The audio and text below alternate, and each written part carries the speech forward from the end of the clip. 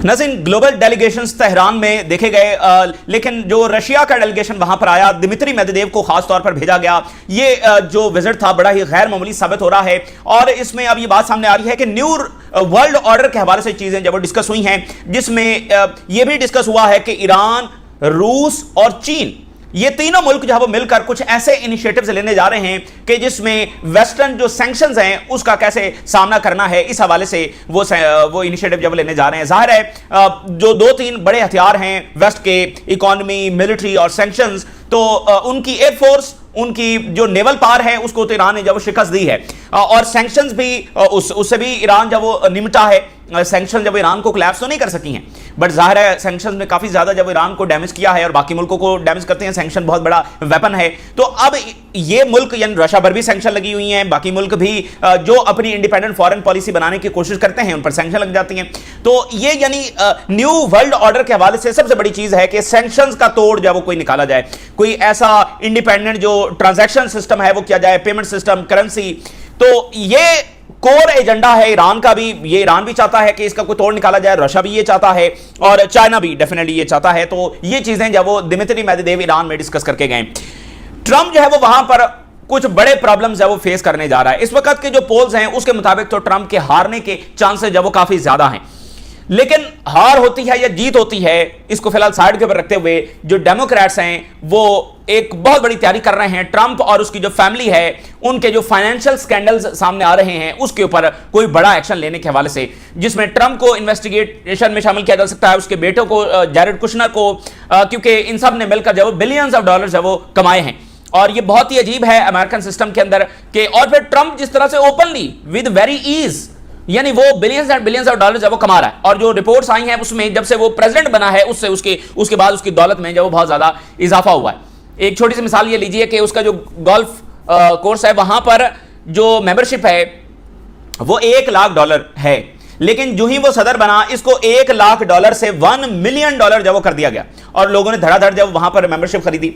तो जाहिर है कि ये इसलिए तो लोगों ने वहां पर गोल्फ खरीदने के लिए तो नहीं खरीदी, $1 मिलियन दिए, लेकिन चूंकि ट्रंप वहां पर मौजूद होता है तो जो बड़े बिजनेसमैन हैं, बड़े लोग हैं, तो वो चाहते हैं कि ट्रंप के साथ जो एक अलग हो, तो वो इसलिए वो मेंबरशिप जब वो खरीद रहे हैं। यानी मल्टीपल वेज हैं जिससे जब वो पैसे कमाए गए हैं, कंपनीज बनाई गई, उनको ठेके दिए गए। सो हम पहले भी ये बात कर चुके हैं कि अमेरिकन प्रेसिडेंट्स वो जंगें कर दें, उसमें कितने ही मुल्क तबाह हो जाएं, कितने लोग मारे जाएं, इस पर कभी उनकी अकाउंटेबिलिटी नहीं होती, वेस्ट के किसी लीडर की नहीं होती। बट अमेरिकन सिस्टम में ये उनके लिए हाईली सेंसिटिव है। लोगों के लिए तो जंगें सेंसिटिव है ना, बट फॉर हम सिस्टम की बात कर रहे हैं, सिस्टम के लिए ये हाईली सेंसिटिव है कि अमेरिकी सदर जब वो पैसे बना रहा और क्लैश ऑफ इंटरेस्ट अगर आ गया है तो ये वो चीज है जिसको वो कतई इग्नोर जब वो नहीं कर सकते।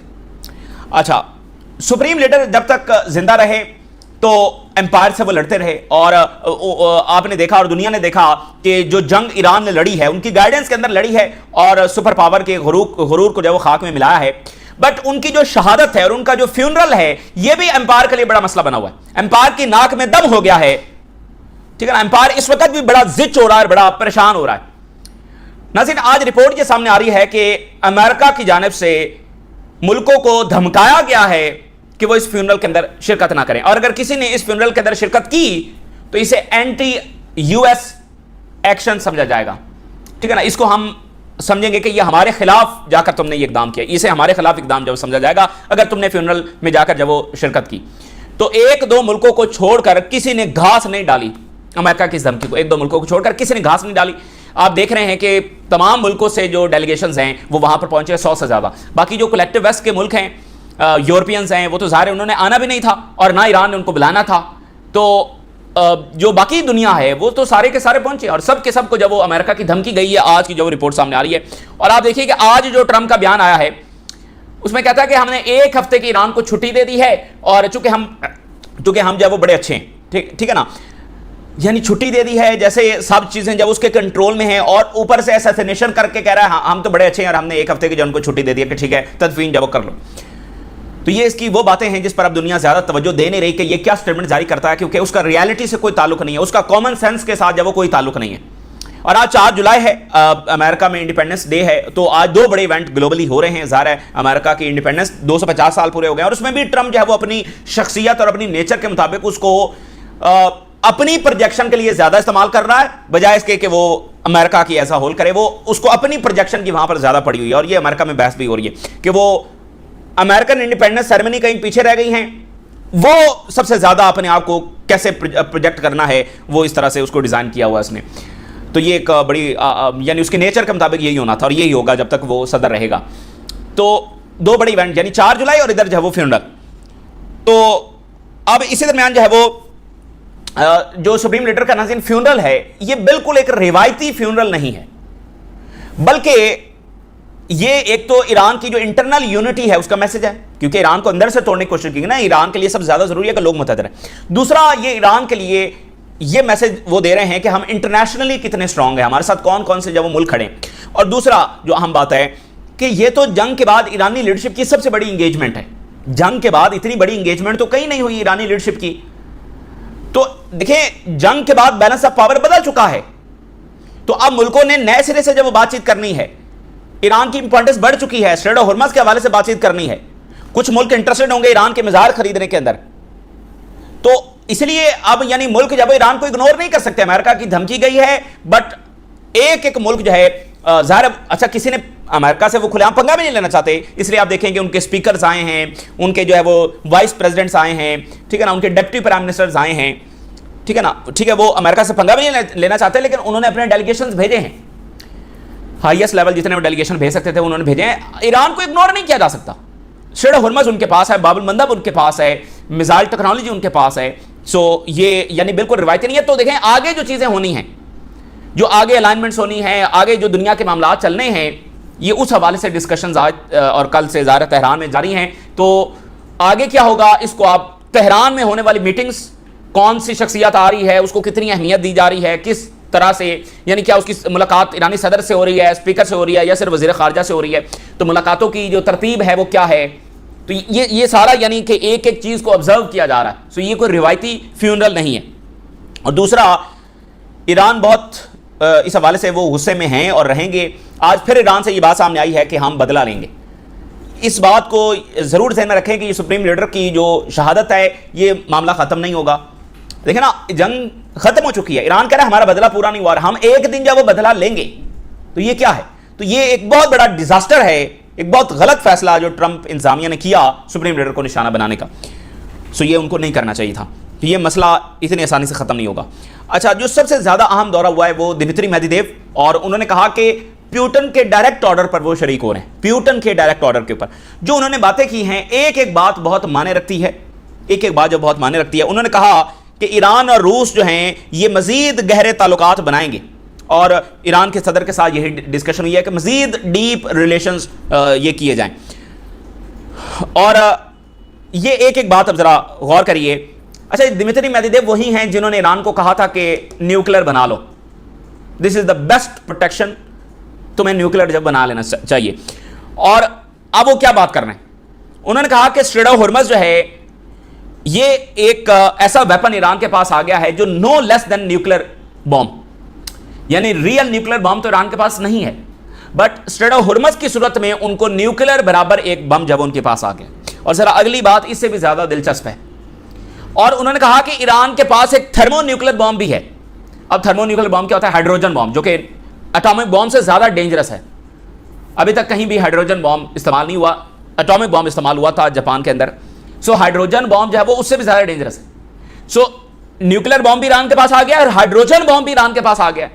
तो दिमित्री मेदवेदेव क्या कह रहे हैं कि ये हाइड्रोजन बॉम्ब ईरान के पास कौन सा है, तो उन्होंने कहा कि बाबुल मंदब जो है ये ईरान का हाइड्रोजन बॉम्ब है, यानी स्ट्रेट ऑफ होर्मुज़ से भी ज्यादा इंपॉर्टेंट है बाबुल मंदब।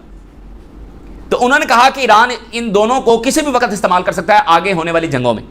तो वो एक एक देखें लाइन मैटर करती है ना, एक एक वर्ड मैटर करता है। दिमित्री मेदवेदेव कह रहे हैं कि ये इतने बड़े वेपन्स हैं, और फिर साथ वो ये भी कह रहे हैं कि ये इस्तेमाल होंगे, वो ये मैसेज दुनिया को दे रहे हैं। और फिर उन्होंने कहा कि रूस, ईरान और चीन ये डिस्कशन कर रहे हैं कि idea of creating a platform, एक ऐसा प्लेटफॉर्म बनाया जाए कि जो सैंक्शन ज़्यादा मुल्क हैं उनको कैसे रिलीफ दिया जा सकता है, और सैंक्शंस को कैसे जब वो उसका असर जब वो कम किया जा सकता है। रूस, चीन और ईरान ये एक ऐसे प्लेटफॉर्म, एक ऐसे इनिशिएटिव के ऊपर डिस्कशन जब वो शुरू कर चुके, और अभी ईरान के सदर के साथ इसी हवाले से डिस्कशन जब हुई है। तो तिजारत, सिक्योरिटी, वेपन्स, ठीक है ना, ये सारी चीज़ें डिस्कस हुई, सैंक्शन जब वो डिस्कस हुआ।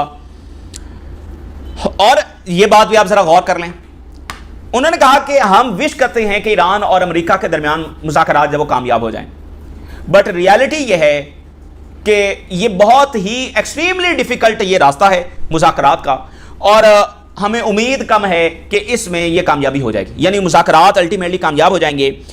Process of reaching final agreement between Iran and US will be extremely difficult, और हमें ज़्यादा यकीन नहीं है कि इसमें कामयाबी जब हो जाएगी। तो एक एक लफ्ज़ पर गौर करें, यानी दिमित्री मेदवेदेव ये एनालिसिस दे रहे हैं कि ये मुज़ाकरात कामयाब नहीं होंगे और जंगें होंगी, और जंगों में ईरान स्ट्रेट ऑफ हॉर्मुज़ को भी इस्तेमाल करेगा और बाबुल मंदब को भी इस्तेमाल करेगा।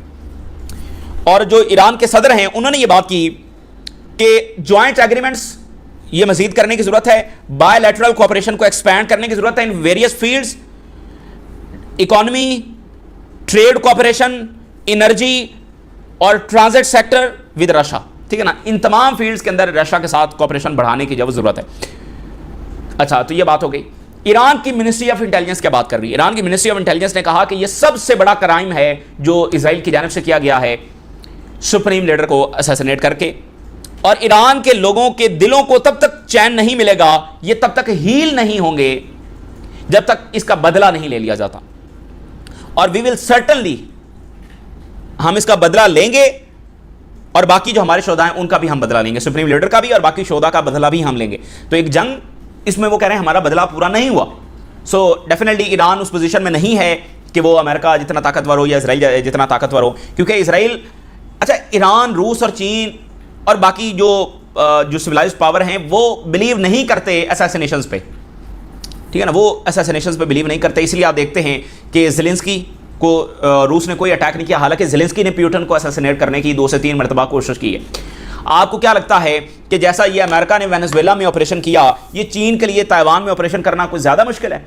कोई उनके पास बहुत बड़ी टेक्नोलॉजी और चीन के पास टेक्नोलॉजी नहीं है, क्या वो ताइवान के लीडर्स को निशाना नहीं बना सकते? वो सारा कुछ जो वो कर सकते हैं, बट ये मुल्क ये समझते हैं कि असैसिनेशन से जंगें नहीं जीती जाती हैं। और इसलिए आप देखिए कि इसराइल इतनी ज़्यादा असैसिनेशंस करके, हमास की वो कई दहाइयों से असैसिनेशंस कर रहा है, एक के बाद एक हमास के लीडर को उन्होंने असैसिनेट किया, लेकिन क्या वो हमास को ख़त्म कर पाए? क्या वो, आप हिजबुल्लाह को देख लीजिए, हसन नसरुल्लाह को असैसिनेट किया। और ईरान के हवाले से भी एस्टिमेट यही था कि सुप्रीम लीडर को और बाकी लीडरशिप को असैसिनेट किया जाएगा तो ये कोलैप्स हो जाएंगे। क्या ऐसा हुआ? और अब अमेरिका को भी ये अंदाज़ा हो गया है कि यानी असैसिनेशन हम करेंगे तो पीछे और बंदा जब वो तैयार खड़ा हुआ है उसको रिप्लेस करने के लिए, और ये सारे लोग जब अपनी जान हथेली पर लेकर जब घूम रहे हैं, तो असैसिनेशन ईरान को कोलैप्स नहीं कर सकती। तो जनाब अली, अमेरिका ने वॉर्न किया कंट्रीज को over Syed खामनाई funeral attendance. Marco Rubio साहब जो हैं, मार्को रूबियो ने American embassies around the world उनको ये मैसेज भेजा कि वो पूरा जोर लगाएं और इन मुल्कों को जहाँ जहाँ पर जो एम्बेसी है उन मुल्कों को प्रेशराइज करें और ये बात कन्वे करें कि उन्होंने फ्यूनरल में शरीक नहीं होना। यानी एक सुपर पावर जब वो अब इससे भी डरी हुई है कि सुप्रीम लीडर के फ्यूनरल में शरीक मत हो, ये अमेरिका के लिए बड़ी हजीमत की बात है कि एक शख्स को उन्होंने असैसिनेट किया दुनिया के लिए खतरा बताकर, और दुनिया उसको जाकर ऑनर कर रही है, उसको रिस्पेक्ट कर रही है और उसके लिए जब वो आहो बका कर रही है। ये अमेरिका के लिए बड़ी हजीमत की बात है। जैसे अमेरिका ने अपना जो पब्लिक इमेज है उसको डिस्ट्रॉय किया है, ये सुपर पावर्स के लिए बहुत इंपॉर्टेंट होता है जो सॉफ्ट पावर होती है। इसके लिए आप देखें कि यूएसएड, स्कॉलरशिप्स, आपकी जो एंटरटेनमेंट इंडस्ट्री है, कितने पैसे, सैकड़ों बिलियन डॉलर्स खर्च किए जाते हैं आपकी सॉफ्ट पावर के लिए। तो अमेरिका ने सिर्फ इजराइल के लिए अपनी सॉफ्ट पावर को बिल्कुल जब वो अटलांटिक ओशन के अंदर गर्क कर दिया। अमेरिका की ओवरऑल अब जो उनका इमेज है वो दुनिया में कैसा बन गया, ये अमेरिका के लिए बिल्कुल अच्छा नहीं था। तो अब इनको बड़ा ये मसला बना हुआ है कि यहाँ पर जो लीडर्स आ रहे हैं, जितने ज़्यादा मुल्क जब वो शरीक हो रहे हैं, तो इन्होंने, इनका नैरेटिव किधर है कि हमने तो एक दुनिया के बुरे तरीन शख्स को जब वो मारा है और दुनिया के ऊपर हमने एहसान किया, वो दुनिया जाकर उस शख्स के लिए आहो बका कर रही है।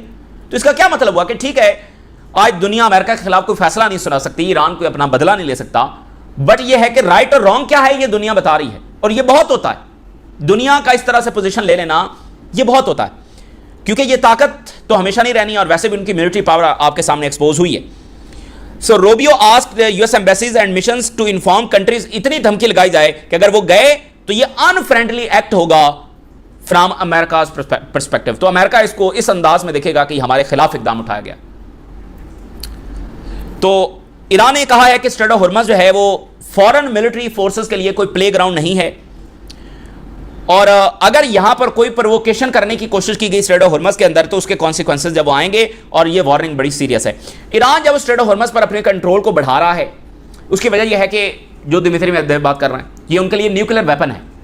तो अमेरिका की ये कोशिश है और मजीद वो कोशिश करते रहेंगे स्ट्रेट ऑफ हॉर्मज़ को वापस कंट्रोल में हासिल करने के लिए, बट ईरान रोज़ बरोज़ अपना जो कंट्रोल है वो यहाँ पर बढ़ाता चला जा रहा है। और इजरायली मीडिया ने लिखा है कि इजराइल एक स्ट्रेटेजिक फेलियर जो वो फेस कर रहा है in its war on Iran as US talks stall. अच्छा, अब लेबनान के हवाले से, यानी लेबनीज गवर्नमेंट के आप डिजास्टर अप्रोच देखें कि एक इस्लामाबाद में एग्रीमेंट हो रहा है जिसमें लेबनान को वो दिया जा रहा है कि जो वो सोच भी नहीं सकते कि इजराइल विड्रॉ करेगा, एक मुकम्मल फतह लेबनान को दिलवाई जा रही, और लेबनीज गवर्नमेंट जाकर उससे बहुत कमतर मुआहदा कर रहे हैं जिसमें इजरायली फौज लेबनान में रहेगी। ये बेहतर है कि इजरायली फौज निकले या ये बेहतर है कि इजरायली फौज लेबनान में रहे? तो ये लेबनीज गवर्नमेंट की जो मुआहदा है इसको इसलिए नहीं सपोर्ट किया जा सकता कि इसमें ये सेंसलेस है, ये बिल्कुल एक लॉजिक से बालातर चीज है, और किसी को दुनिया में इनकी ये बात समझ में नहीं आ रही कि आपको एक एग्रीमेंट मिल गया है जिसमें इजरायली फौज का विड्रॉल है, इजरायली बमबारी का रुकना है, और ये जाकर ऐसा मुआहदा कर रहे हैं जिसमें इजरायली बमबारी भी होगी और जो है वो इजरायली फौज निकलेगी भी नहीं। और जो इजरायली एम्बेसडर है उसने कहा है कि Lebanon deal is not about withdrawal, यानी इजरायली खुलकर ये बयान दे रहे हैं, और लेबनीज गवर्नमेंट आगे से एक स्टेटमेंट भी जारी नहीं कर पा रही कि नहीं ये झूठ बोल रहे हैं, नहीं इस मुआहदे में विड्रॉल शामिल है, वो ये कहने से कसर है।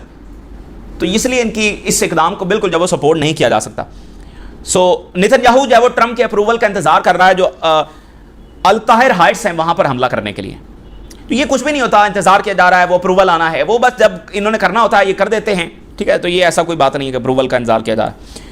और अभी इन्होंने मजदल जोन का एरिया है नाज़रीन, वहां पर कुछ टनल्स को बहुत ज्यादा एक्सप्लोसिव के साथ जब वो एक्सप्लोर किया है, और आज इजरायली मीडिया बता रहा है कि आर्मी को यह इंस्ट्रक्शन दी गई थी कि मुआहिदा होने के बाद यह हमला करना, कि हमें ज्यादा लेजिटिमेसी जब हासिल हो जाएगी।